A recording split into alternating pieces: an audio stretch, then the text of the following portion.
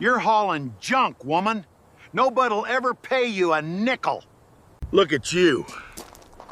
Playing farmer with dead scrap metal. She said nothing. She just kept counting green shapes in the grass. That's the 11th one this year, Vernon. And it'll rot right there. Just like your good sense. Maybe. Or maybe somebody comes counting someday. He drove off laughing. She kept hauling them home. 31 years later, a foundry man came counting and paid. The bell in the grass that September afternoon weighed close to 400 pounds, and it had come out of the tower of the Malvern Methodist Church, where it had hung since the year 1891.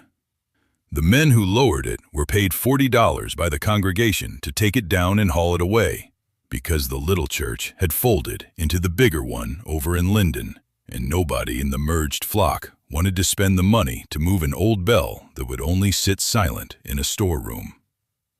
Della had heard about it the way she heard about all of them, at the feed store, where the closing of a country church was the kind of news that traveled fast and meant little to most of the men who passed it along.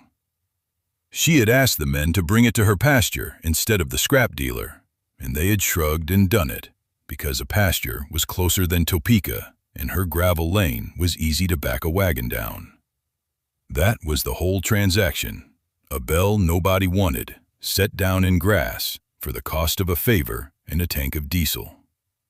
Malvern, Osage County, Kansas, 1974. Della Hartvelt was 28 years old that autumn, and she farmed 320 acres of grass and milo that had been her father's before her.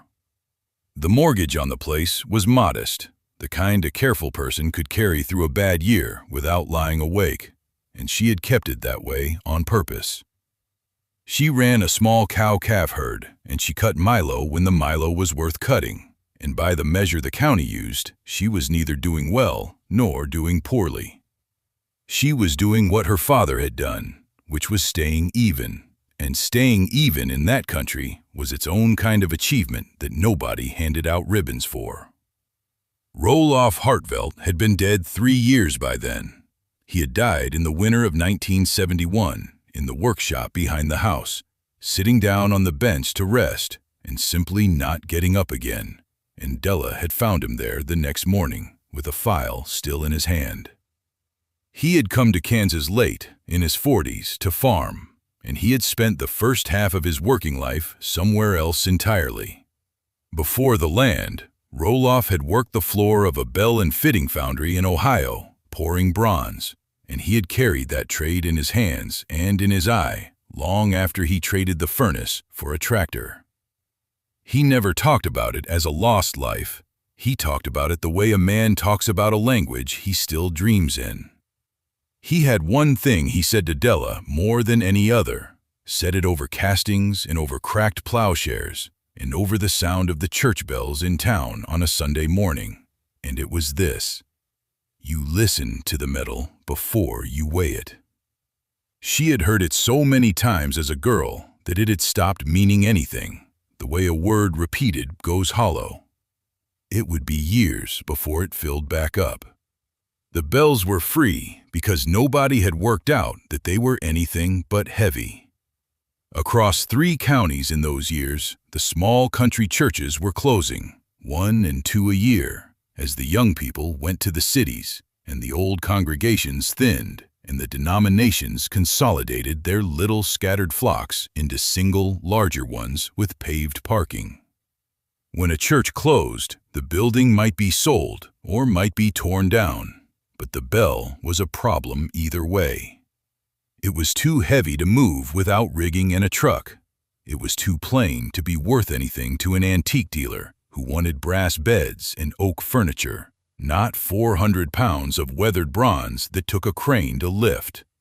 And it was too laden with feeling to simply throw in a dumpster, because it had rung for the weddings and the funerals of everyone in the pews, and no deacon wanted to be the man who sent it to the crusher. So the congregations paid to have the bells taken down, and then they had a bell and no place to put it and no wish to keep it. and along came a quiet woman from Melbourne who said she would take it off their hands. To every one of them, it must have looked like a mercy, or a mild eccentricity, or nothing at all. A place for the old bell to go that wasn't the scrapyard.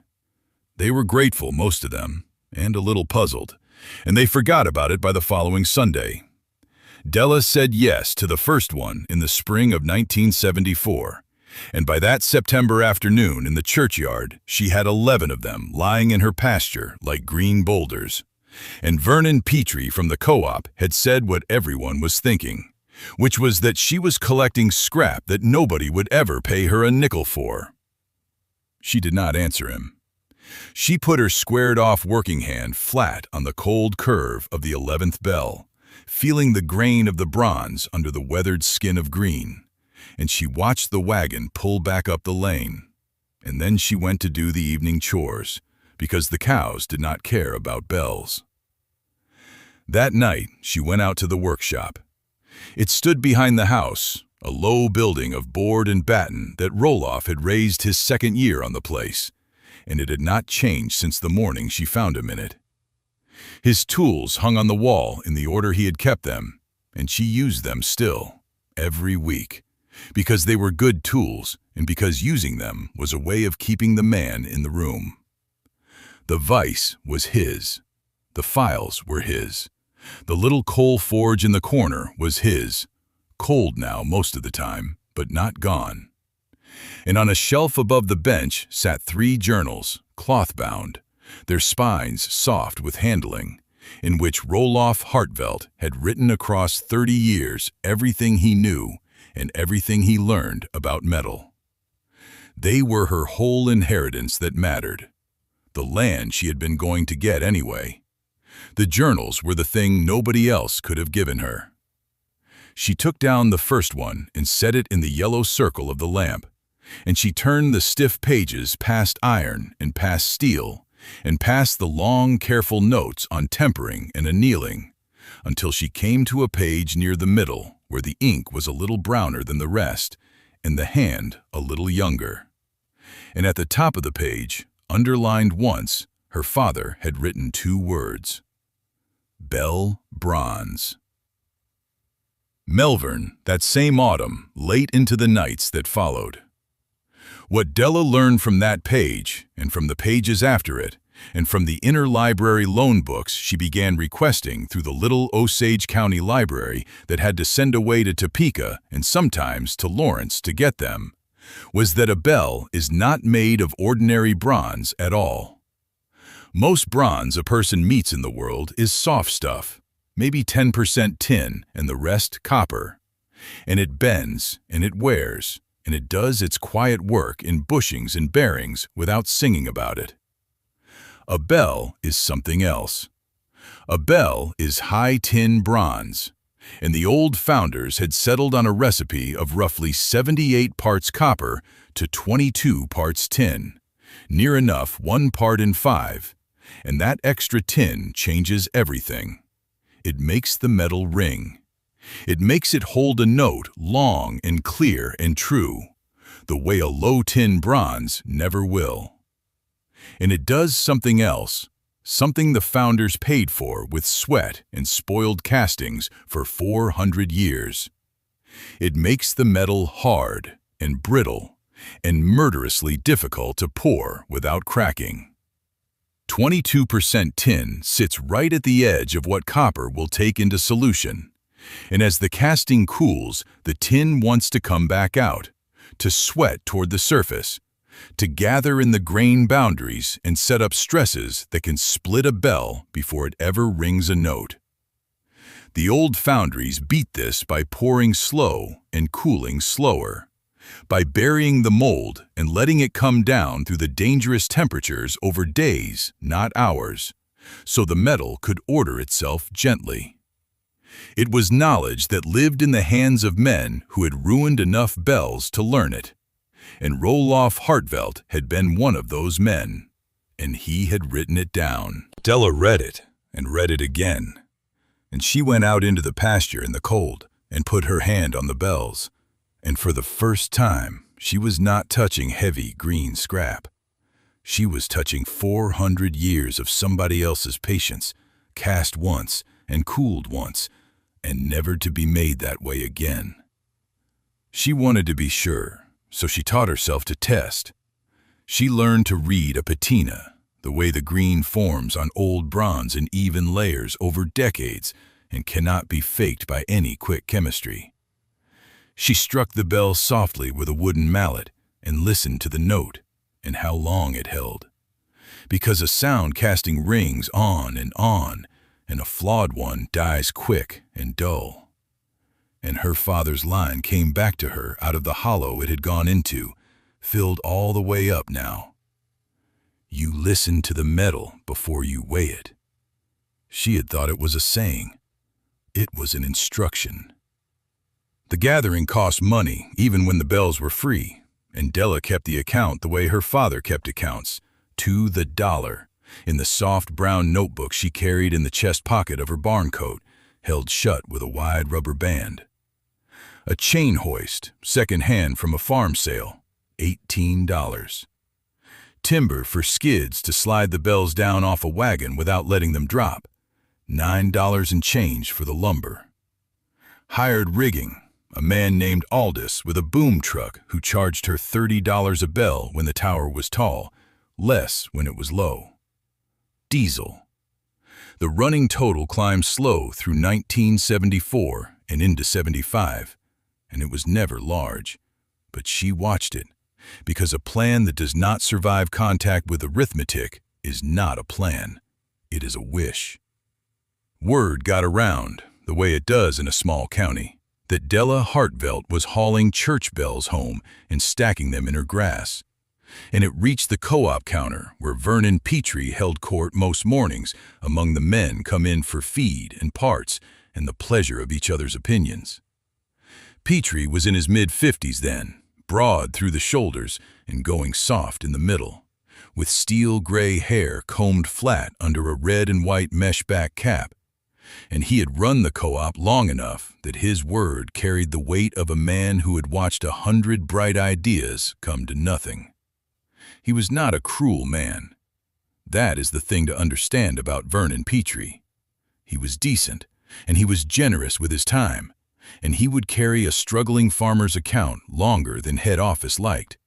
And he was wrong about the bells in the way that only a genuinely experienced man can be wrong, because he had seen so much that he had stopped believing he could be surprised. When somebody brought it up, Petrie clicked the chrome pen he kept on his jacket the way he did when he was thinking, and he asked, was it true? And Della, who was there for a mineral block and a roll of wire, said that it was. The silence lasted about 2 seconds. Then he started laughing. It was not a mean laugh. It came up out of him slow and genuine, and it shook his soft shoulders. The laugh of a man who has just been handed the funniest, gentle foolishness he has heard all week. And the men around the counter caught it and laughed with him, and he had to take the cap off and wipe his eye. Bells, he said when he could. She was hauling church bells. 400 pounds of green scrap apiece that had cost $30 to move. And what in the world, what on God's flat earth was she going to do with a pasture full of bells? Ring in the cows? Della waited for it to run down. She was not indignant. Indignation was a thing you spent on people whose opinion you needed, and she did not need Vernon Petrie's. The metal in them is high tin bronze, she said when he had finished. 78-22. You can't pour it new the way they poured it then. That's all. Then she picked up her mineral block and her wire, and she paid at the register, and she went out to her truck. And behind her, the laugh started up again, softer, and she did not turn around. She had said the one true thing she came prepared to say, and there was no profit in saying it twice. The pasture filled by the year. Through the middle of the 1970s, the count in the notebook climbed. 20, then 30, then past 40. the green shapes lengthening out in rows in the grass east of the barn, where the cattle grazed around them and rubbed their necks on them and paid them no mind. From the section road, it must have looked stranger every season, a field with bells growing in it, like some crop that God had planted and forgotten to harvest. Now let me stop here and ask you something, because it matters to the rest of this. When was the last time you looked hard at a thing that everybody around you had already decided was worthless, and saw, underneath the dust and the rust and the green, exactly what it still was? Not what it used to be, what it still was, right then, whole and waiting. Most people never get the chance, or they get it and they look away, because looking hard at what others have written off is a lonely thing to do. And the loneliness is the price. And Della Hartveld was paying it out in a pasture full of bells while a whole county laughed. The gathering became a ritual, and she got good at it. She learned which towers were sound enough to send a man up into, and which had to be taken down from a boom.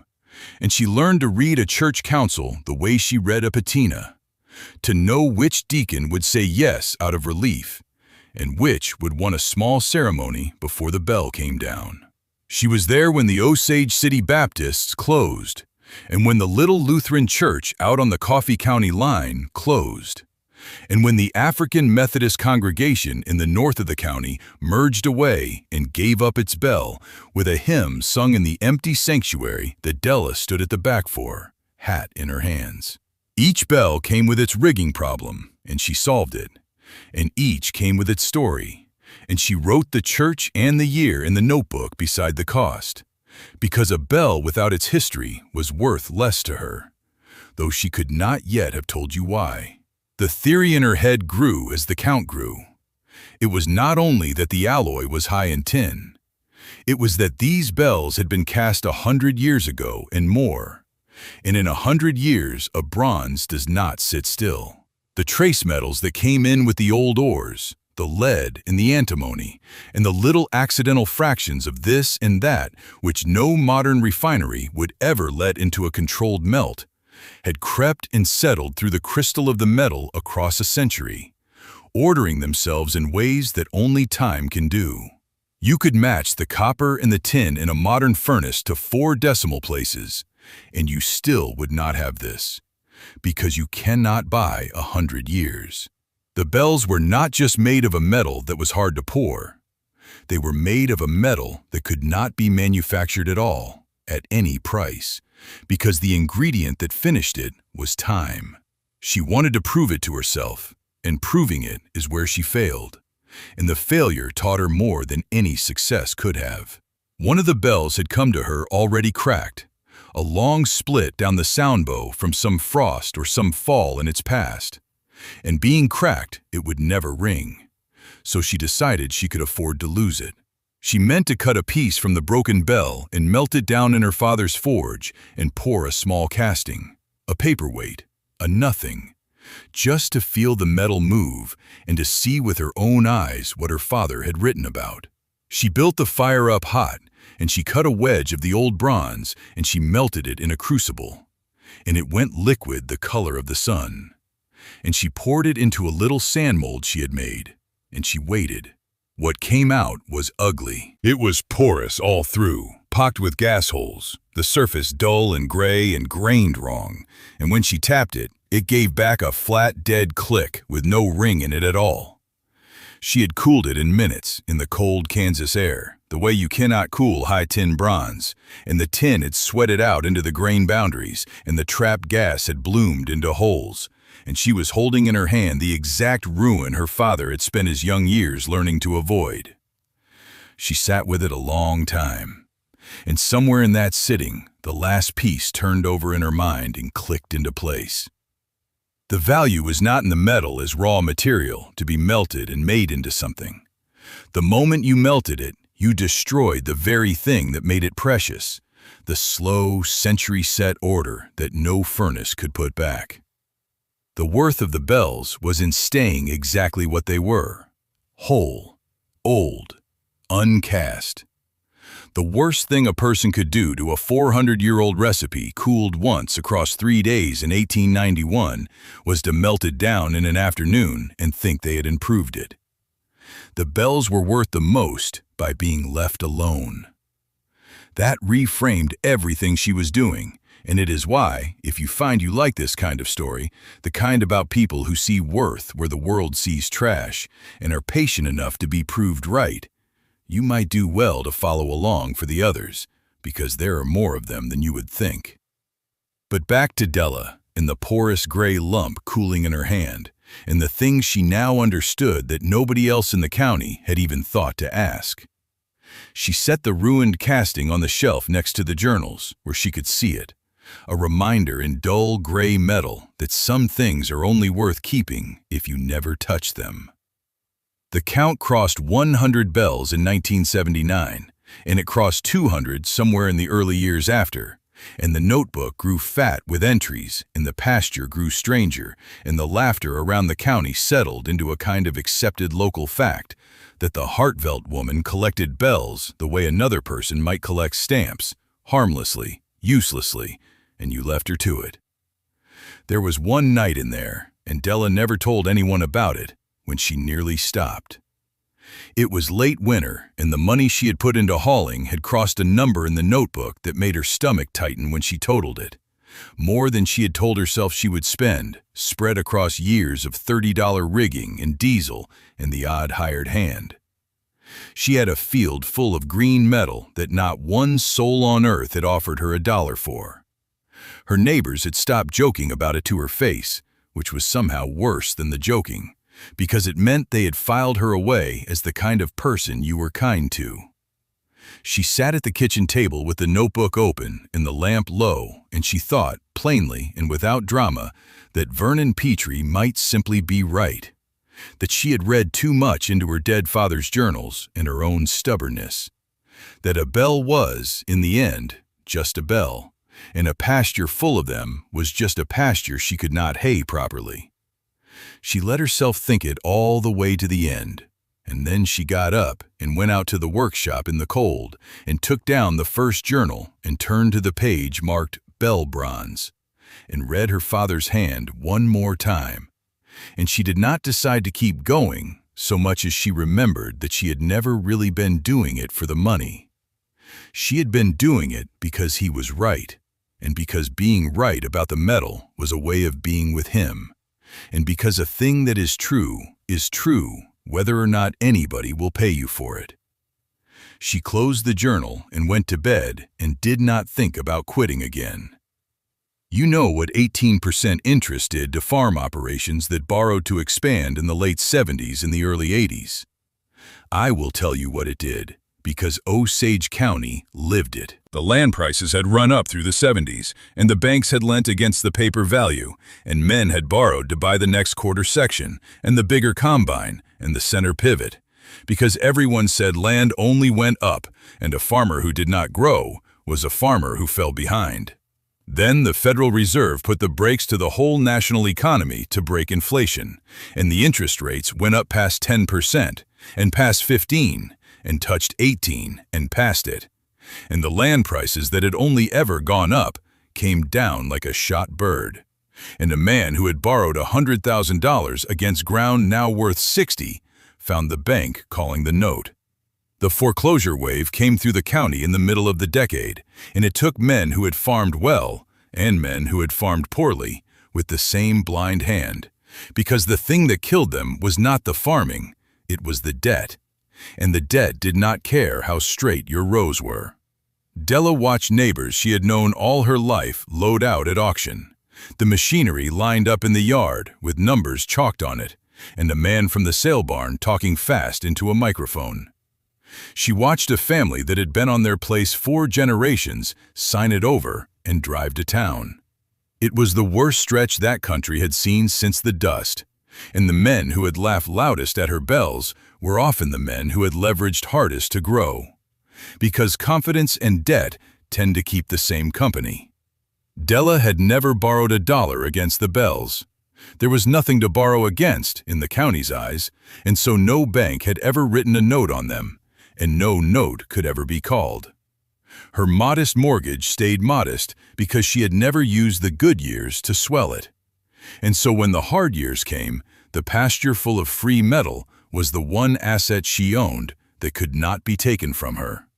Because the only thing that can be repossessed is a thing you borrowed against, and she had borrowed against nothing.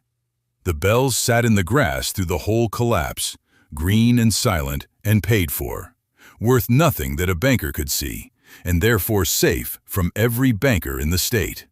She came through the worst of it even, just even.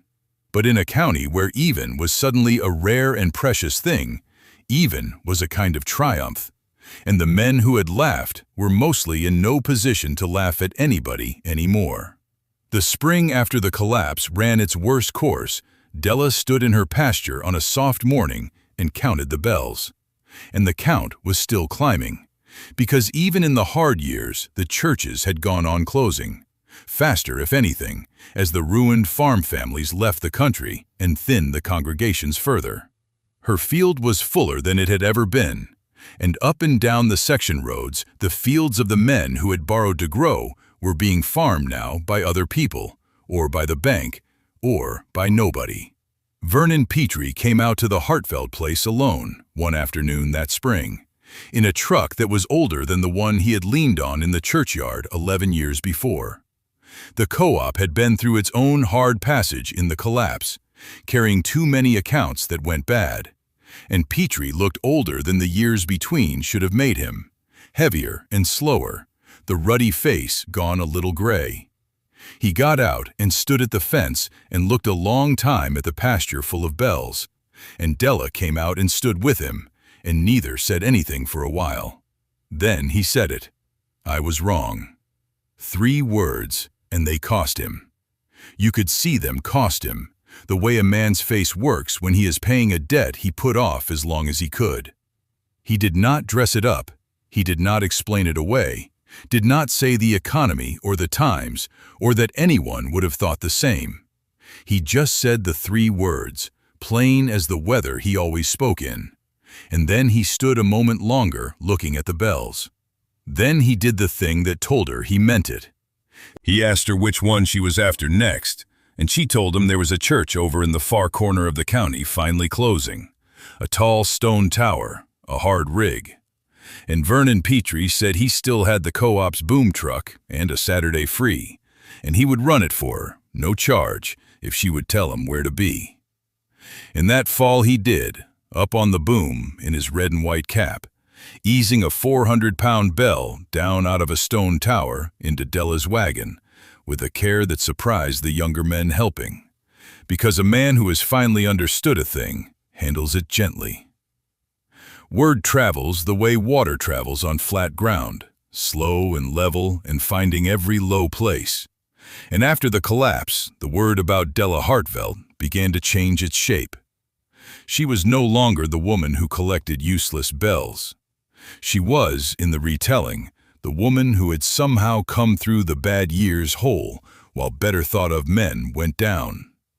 And though most people could not have said how the bells figured into that, they had begun to suspect that they figured somehow, and that the joke might have been on the county the whole time.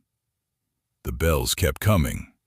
The last of the little churches gave up the last of their voices through the 90s and into the 2000s, and Della took every one. And in the notebook, the count climbed toward a number she had never let herself imagine when she set down the 11th bell in '74. In the year 2004, she hauled home a bell from a church near Quanimo that had rung its last Easter, and she carried the notebook out to the pasture and walked the rows in the long grass and counted, touching each green shoulder as she passed it. And when she came to the end, the number in the book was 400. 400 bronze bells, gathered one at a time across 30 years, each one free, each one whole, each one 100 years of somebody's patience, cooled slow and set with time. It was around then that the outside world found her, the way it always finds these things at last, sideways and by accident. a man who wrote for a trade journal that served the foundry industry, a small, serious publication read by people who cast metal for a living, published a piece about the lost art of high-tin bell bronze, and in it he lamented, as foundrymen do, that the modern industry could match the composition of the old bells, but never quite their character, because the century of settling could not be reproduced, and that genuine aged high-tin bronze in any quantity had become nearly impossible to source.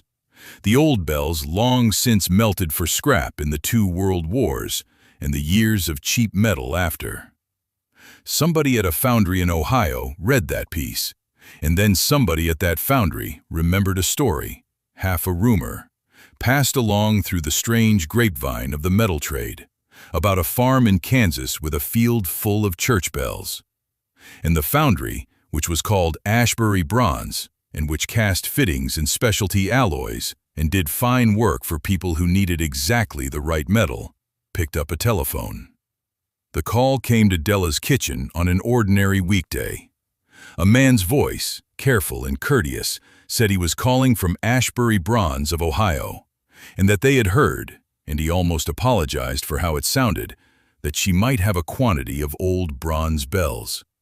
And Della, standing in her kitchen with the notebook in her coat pocket, said that she did. The voice asked, delicately, roughly, how many, and Della told him, 400. There was a silence on the line of about 2 seconds. Then the voice, changed, said they would like to send a buyer out to see them, a man named Gareth Sill, if that would be all right, and Della said it would.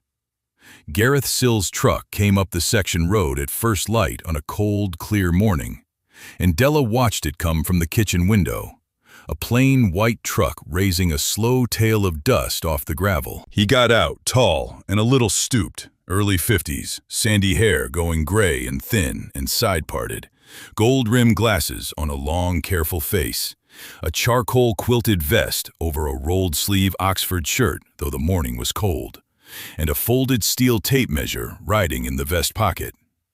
He did not make small talk beyond what was decent. He asked if he might walk the field, and Della took him out to the fence and opened the gate. And Gareth Sill went into the pasture, full of bells, the way a man goes into a church. He walked the rows slow, and at each bell he stopped. He took out the tape and measured across the mouth and up the height. He crouched and laid his hand flat against the green and read the patina with his thumb, feeling for the even, settled age of it that cannot be faked.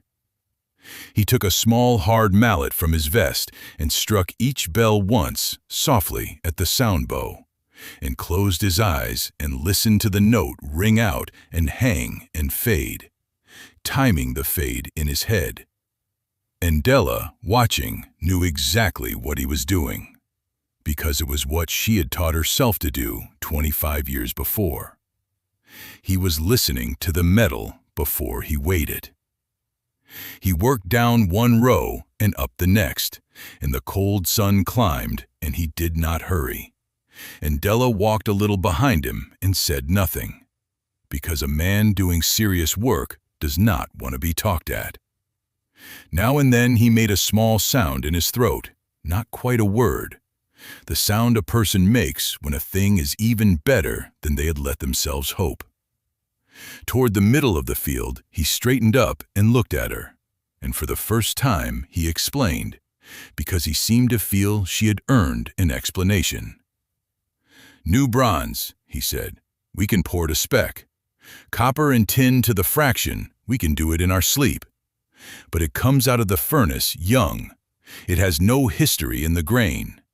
Bell metal like this," he touched the green shoulder beside him, "it has been ordering itself since before either of us was born. The trace elements the old founders never controlled, the slow diffusion across a century, it gives the metal a quality of tone and a working character that we cannot reproduce, because the only way to reproduce it is to wait 100 years, and no one has 100 years." He shook his head slowly, looking down the long rows. "I have never in my life seen this much of it in one place," he said. "I did not believe it was in one place. I thought the story was a story." Then he told her the number that made it real, and it was not the offer, not yet. It was the worth. He told her what genuine aged high-tin bronze was worth to a foundry per pound, weighed against what it cost the industry to try and fail to reproduce it. And Della did the arithmetic in her head against the tonnage lying in her grass. 400 bells averaging near 400 pounds. And the figure that came up was one she did not let show on her face. They went back to the kitchen, and Della put the notebook on the table and opened it. And she walked Gareth Sill through the whole account, because she wanted him to understand exactly what he was buying and exactly what it had cost. 30 years of hauling. The chain hoist, $18. The skid lumber, $9 and change. All this the rigger at $30 a bell in the early years, and the men after him. The diesel, the wire, the mineral blocks she had bought as cover the day she went to the co-op to say her one true sentence and leave. It totaled across 3 decades to a figure in the low thousands, every dollar of it written down the day it was spent. The bells themselves, every one, free or better than free, because the churches had paid to be rid of them.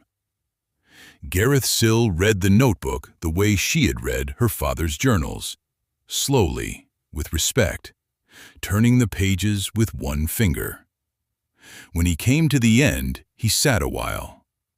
Then he named the offer. Ashbury Bronze would buy the 400 bells, the whole field, and haul them at their own cost, for $180,000. Della sat with it.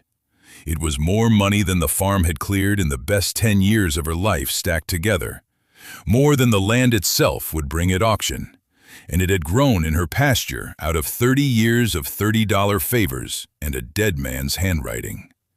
And for one plain moment, she understood that if she said yes, the strangest and truest thing she had ever done would be over. And she almost, out of some reflex she did not examine, almost said she would think about it, the way her father used to say it. "I need to think about it." But she had already done all the thinking, out in that field, across 30 years. There was one condition. She would keep some. A handful of the bells, a dozen or so, the ones with the churches whose closings she had stood at the back of, hat in hand, the ones whose stories were written next to their entries in the book. Those were not for sale at any price, and Ashbury could have the rest. Gareth Sill said that was more than fair, and put out his hand. Della shook it. Then she said the only other thing she said about the money, and it was this: "I'll need a receipt."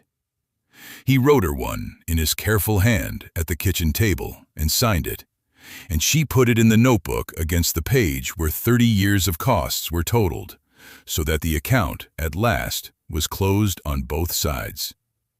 They came for the bells in the fall, a crew from Ohio with a proper truck and proper rigging, and they took them out one at a time, the way they had come in, and the pasture emptied slow across 2 weeks.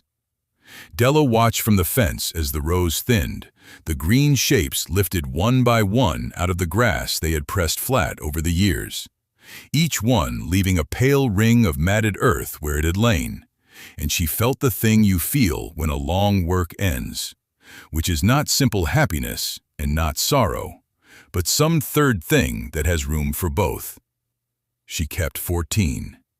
She had them set in a row along the south side of the workshop where she could see them from the bench window, and the crew from Ohio, understanding, handled those 14 with the same care Vernon Petrie had learned, and left them exactly where she pointed. The check cleared the bank in Linden, and the teller who ran it through was a woman young enough to have grown up hearing the bells were a joke, and she looked at the number twice.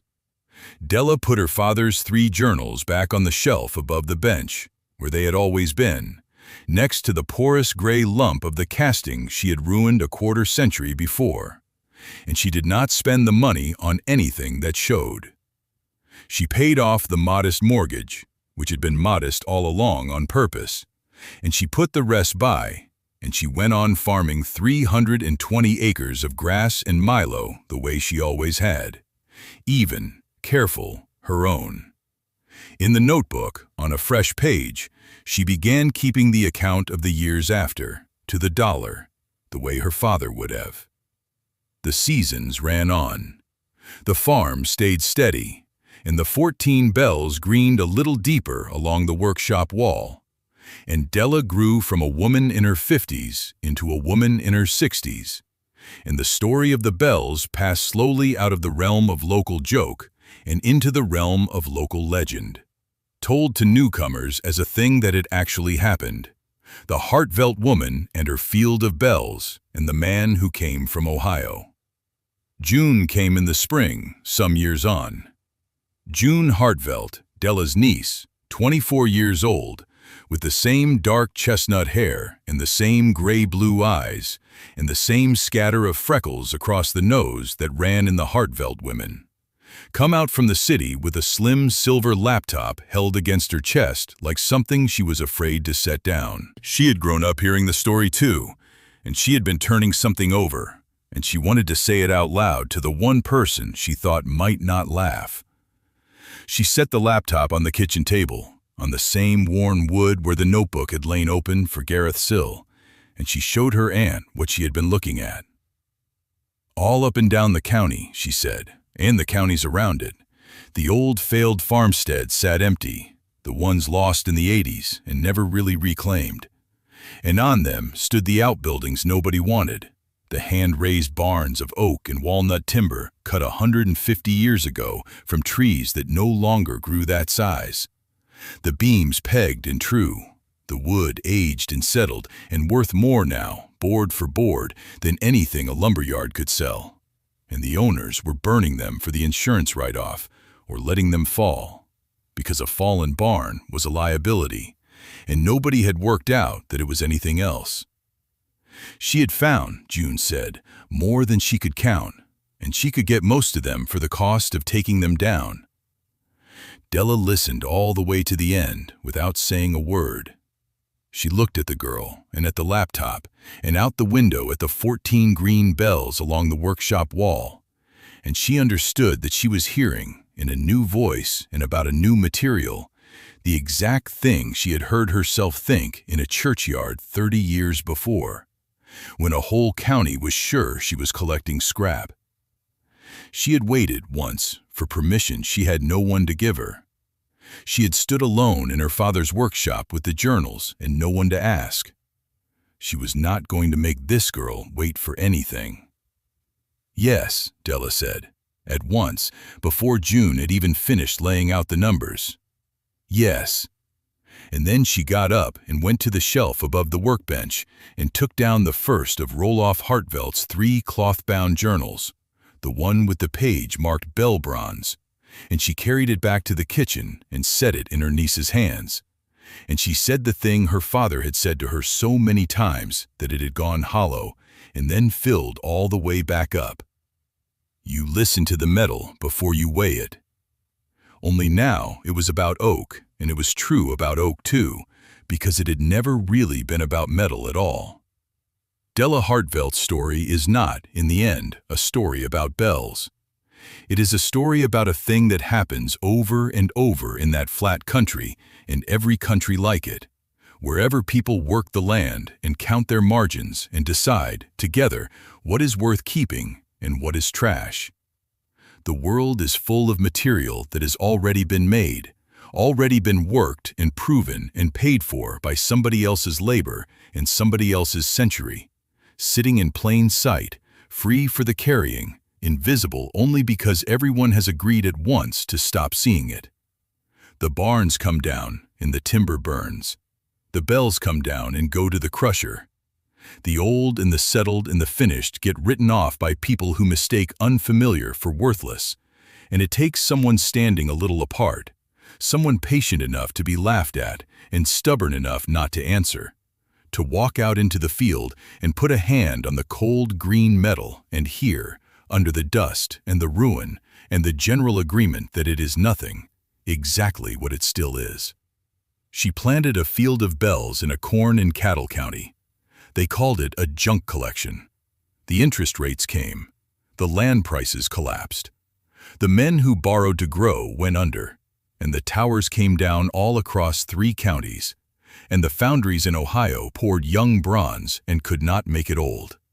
And the whole time, out in the grass east of the barn, 400 voices that nobody wanted lay silent and whole and paid for, holding their worth, waiting for one person to have listened before she weighed them.